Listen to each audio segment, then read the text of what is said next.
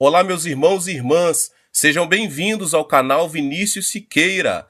E se você ainda não é inscrito aqui no canal, se inscreva aqui no canal e não esqueça de ativar o sininho das notificações. Todos os dias são postados vídeos abençoados aqui no canal para te abençoar. Vamos a mais uma palavra do Senhor. Onde não há revelação divina, o povo se desvia, mas como é feliz quem obedece à lei.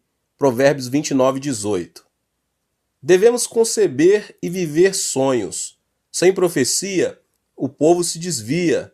Sem profecia, ou seja, sem visão, não há esperança no amanhã. A galinha deve chocar o ovo para que o pintinho consiga quebrar a casca. Devemos conceber os sonhos e as visões de Deus, para que esse sonho e essa visão rompam a casca e deem a luz na realidade física. Que sonhos você tem? É um sonho carnal ou um sonho que provém de Deus? É importante separar isso, porque mesmo os sonhos de lascívia se manifestam na terceira dimensão física. Existe uma grande diferença entre o desejo carnal e um sonho saudável. O sonho se distingue pela esperança no amanhã e não se relaciona com a injustiça e o pecado. Em contrapartida, o desejo carnal sempre mantém relação com a ilegalidade e o pecado. Existe uma razão pelo qual Moisés fracassou em seu plano para salvar seu povo quando era jovem. Seu fracasso se deu ao fato de que ele sonhou segundo seu próprio critério. Por mais que um sonho seja bom ou agradável, se ele não provém de Deus, não é mais que uma ambição humana. Abraão e José superaram a dificuldade porque sonharam juntamente com Deus. Existe um sonho que provém de Deus, que recebemos por meio da comunhão com Ele. Deus nos faz sonhar por intermédio da Bíblia, do Espírito Santo, da pregação ou em um momento de oração. O sonho de Deus é imenso em comparação com o sonho do homem. Moisés sonhou com a libertação de seu povo. No entanto, Deus sonhou com a exaltação de Israel entre as nações, como uma nação sacerdotal. Deus disse a Moisés: "Vocês serão para mim um reino de sacerdotes e uma nação santa." Essas são as palavras que você dirá aos israelitas. Êxodo 19:6. Assim, o sonho de Deus é maior e mais amplo. É por essa razão que devemos sonhar os sonhos ilimitados de Deus e devemos agarrar-nos a esse sonho por toda a vida, como José fez. É aí que o sonho de Deus nos faz superar qualquer tipo de circunstâncias e obstáculos. O sonho que provém de Deus pertence à quarta dimensão. É o sonho que domina e se manifesta na terceira dimensão. Eu o convido agora a avaliar o sonho que você guarda em sua quarta dimensão e modificar seu sonho da seguinte forma. Primeiramente, espere coisas grandes e ocultas. O sonho que provém de Deus pertence à quarta dimensão. É o sonho que domina e se manifesta na terceira dimensão. Eu o convido a avaliar o sonho que você guarda em sua quarta dimensão e o modificar seu sonho da seguinte forma. Espere coisas grandes e ocultas de Deus. Sonhe com coisas grandes e ocultas que Deus tem preparado para você. Não sonhe que seu caminho é como estar à beira de um abismo. Espere no sonho de Deus. Existem momentos em que nos encontramos à beira de um abismo e parece que é impossível sair do problema com nossas próprias forças. Mas a Bíblia afirma que nada é impossível para Deus. Deus nos diz que há esperança quando pensamos que tudo é desesperança. Deus opera coisas grandes e ocultas que nós não conhecemos. Nosso dever é crer, confiar e seguir Deus incondicionalmente, pois essa é a atitude que agrada a Deus. É por isso que devemos esperar e sonhar com um grande milagre por parte de Deus. Foi no final do ano de 1965, enquanto esperava um voo de regresso no aeroporto do Rio de Janeiro, no Brasil, logo depois de ter dirigido uma cruzada nesse país, que um homem com o uniforme da polícia se aproximou de mim e pediu meu passaporte. Pensei que se tratava de um controle policial, mas aquele policial desapareceu com o meu passaporte. Não podia acreditar. Não tinha nenhum conhecido no Brasil. E nessa época era impossível encontrar um oriental. muito menos um coreano. Os minutos estavam contados, e depois de tudo que aconteceu, não pude embarcar no avião. Tampouco tinha dinheiro para dirigir-me a algum outro lugar. De repente caí de joelhos e comecei a orar, com lágrimas nos olhos. Deus, olha para mim, o que devo fazer agora? Acaso não prometeste que para os que amam a Deus e foram chamados conforme teu propósito, todas as coisas concorrem para o bem?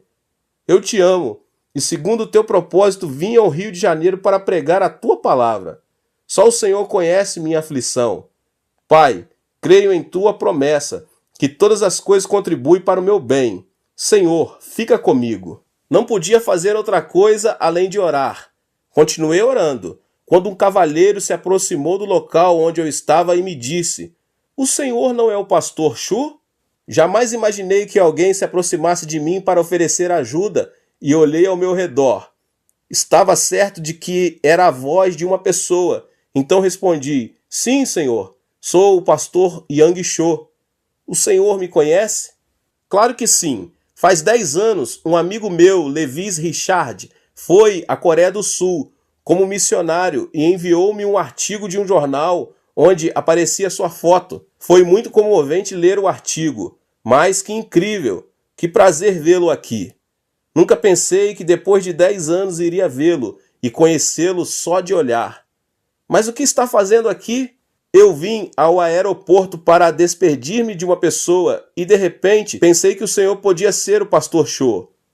Repentinamente, lágrimas caíram de meus olhos. Era tão imensa a graça de Deus que não podia conter meu pranto. Deus havia respondido à minha oração, expliquei ao cavalheiro minha situação e ele me contou que isso era comum no Brasil, especialmente com relação a estrangeiros do terceiro mundo. Então, ele não lhe pediu dinheiro? Seguramente não teria levado o passaporte se tivesse dado um pouco de dinheiro. Mas de qualquer maneira, me alegro que esteja bem. Graças à ajuda dessa pessoa, pude regressar ao meu país sem inconvenientes. Se Deus não tivesse respondido à minha oração, não me atrevo a imaginar o que me teria sucedido. Deus é um Deus bom, resgata-nos do abismo. Este milagre produziu dentro de mim um amor e uma confiança mais profunda em relação a Deus.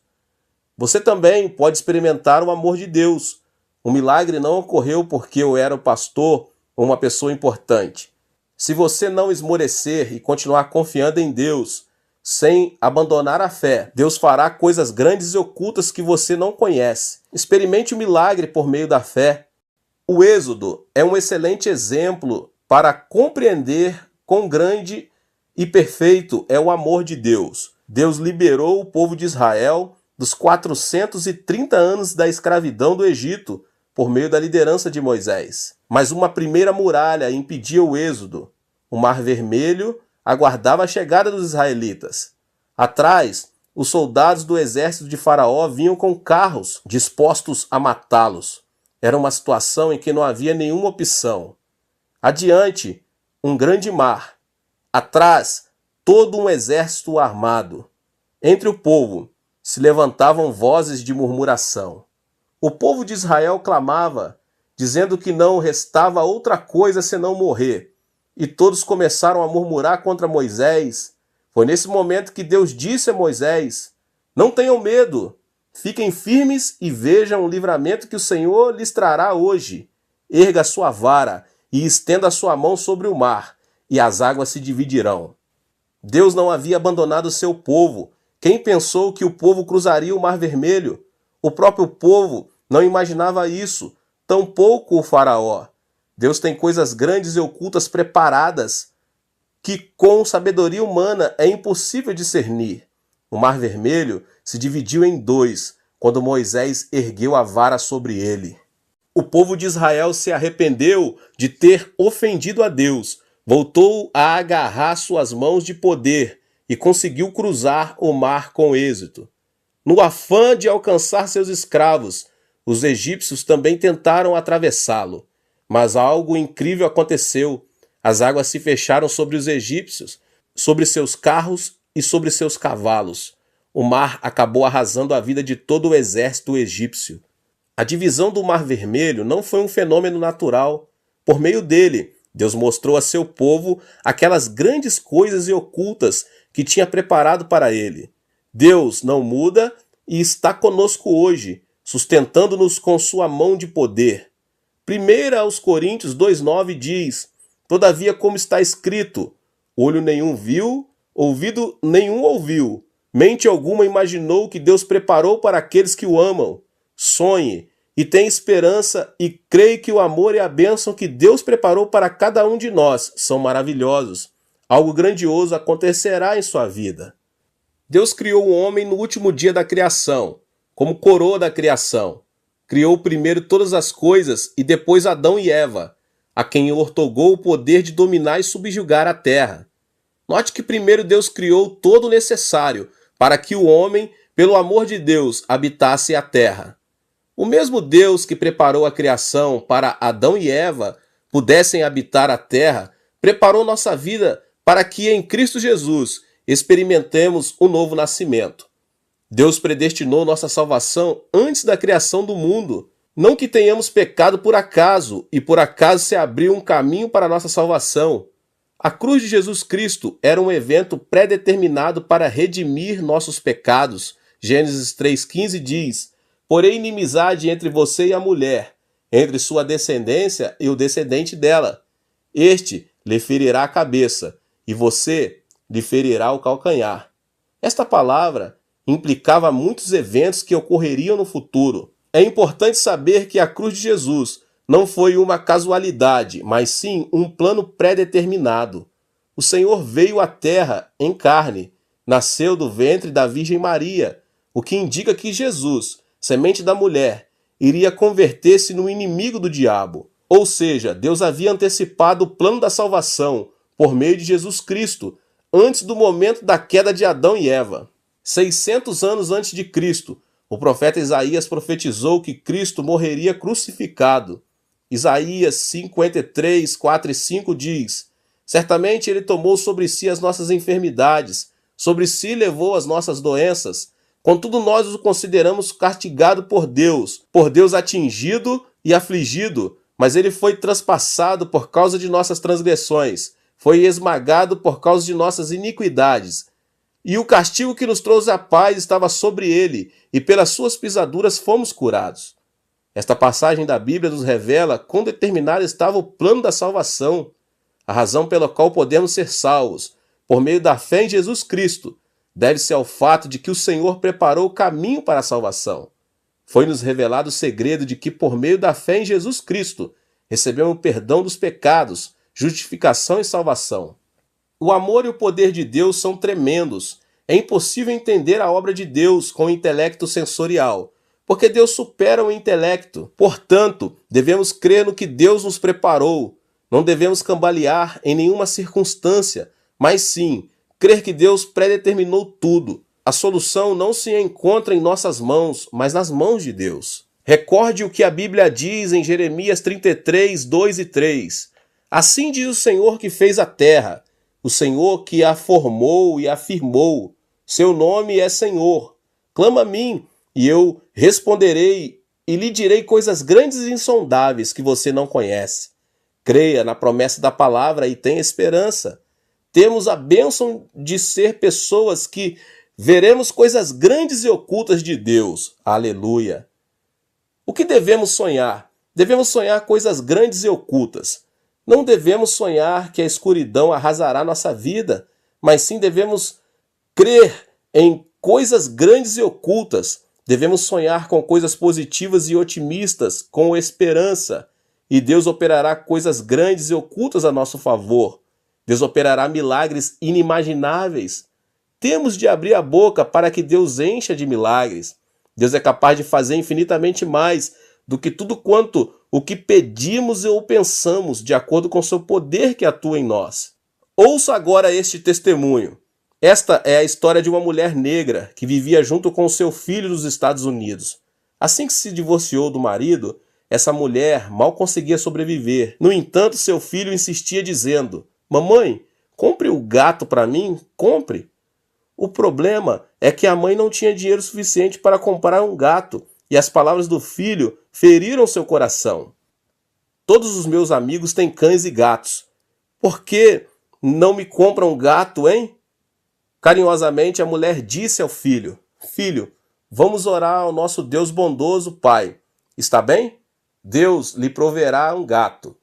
Ela tomou a mão do filho e começou a orar. Pai, tu conheces nossa situação. Dá-nos um gato. Não temos dinheiro suficiente para comprar um gato. Deus Pai, suplico-te de todo o meu coração. Tem misericórdia de nós. Em nome de Jesus, amém. Assim que terminara a oração, o filho perguntou: Deus nos dará mesmo um gato? Sim, querido. Nada é impossível para Deus. Um gato não será nada difícil para ele. Esperemos o gato e continuemos orando. Deus ouve nossas orações. Esperemos e sonhamos. A mulher continuou orando junto com o filho. Era de tarde e o sol ardia. A mulher tecia no jardim enquanto o menino brincava com um aviãozinho de papel. De repente, algo extraordinário aconteceu. Tratava-se de um vulto escuro que caiu no jardim de sua casa. Era nada menos que um gato. Tanto a mulher como seu filho ficaram petrificados. Um gato havia caído do céu. Eles começaram a pular e a soltar gritos de júbilo. Deus havia respondido à sua oração. Esse relato foi difundido em todo o país por meio dos jornais e da televisão, em um artigo que se intitulava Um Gato Caído do Céu.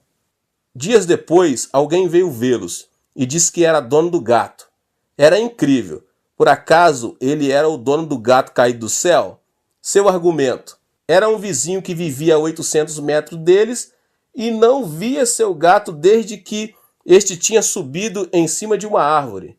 Sua explicação era que, por mais que tivesse tentado, não pudera fazê-lo descer. No final, quando o vizinho resolveu inclinar a árvore para alcançar o gato, não conseguiu segurá-la e soltou-a. Como consequência, o gato voou e caiu a 800 metros no jardim da casa dessa mulher negra.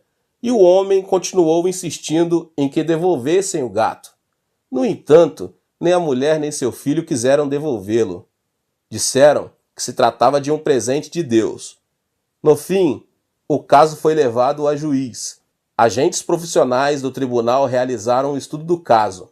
Puseram um gato artificial naquela árvore da qual, insistiu o vizinho, o gato voara. No entanto, o gato não voara por mais de 20 ou 30 metros. A conclusão a que chegaram os agentes foi que o gato não poderia voar os 800 metros. A sentença do tribunal foi: esse gato é um presente de Deus. É uma história pouco comum, mas Deus é um Deus que torna essas coisas possíveis. Sonhe com algo inimaginável. Os grandes e os pequenos sonhos formarão sua vida. Deus quer que esperemos e sonhemos com grandes milagres. É aí que esses sonhos se convertem em nossos sonhos. Devemos ter a convicção de que Deus preparou algo maravilhoso para a nossa vida. Devemos sonhar que Deus revelará coisas grandes e ocultas. Ore e não esmoreça. Ao esperar em Deus, o sonho é seu. Deus abençoe a vida de cada um. Glória a Deus. Que você possa se inscrever aqui no canal, que você possa, em nome de Jesus, ativar também o sininho das notificações. Não esqueça de deixar seu like e também de compartilhar esse vídeo com as pessoas que você mais ama. Deus te abençoe.